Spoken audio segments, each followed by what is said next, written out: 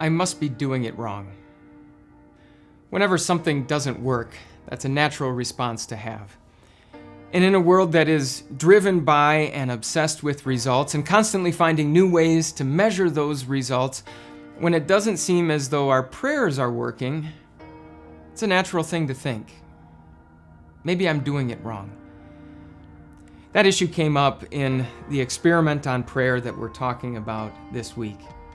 Prophets of Baal had set up an altar to their God. Elijah had set up an altar to the Lord. They were both going to pray and see which God answered, and the prophets of Baal went first. So they prayed and prayed and prayed all morning long, no answer. So then they danced around the altar that they had made. Still no answer. About halfway through the day, Elijah began to sort of taunt them. He said, maybe your God is taking a nap. Maybe he's away from his desk. Maybe you just need to be louder to get his attention. And they listened.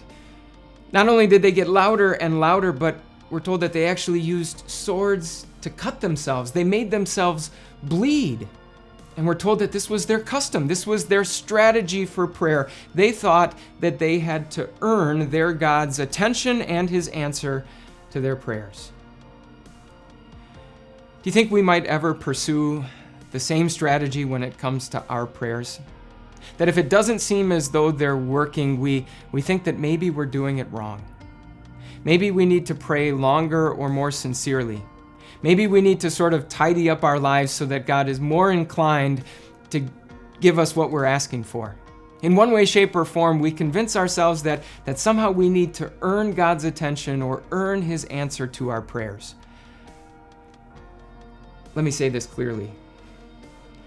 That is not how prayer works. It's no accident that when Jesus taught us how to pray, he told us to begin with the words, "Our Father in heaven."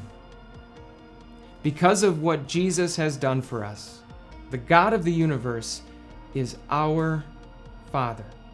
He is as pleased with and as proud of us as any earthly father could possibly be of his children. And so it's no wonder that if we think that we somehow need to earn God's kindness or his favor with our performance, that he would actually be insulted by that. I mean, if you had a child who thought that the only time you were ever going to do something nice for them was when they did something good first, you'd be insulted too.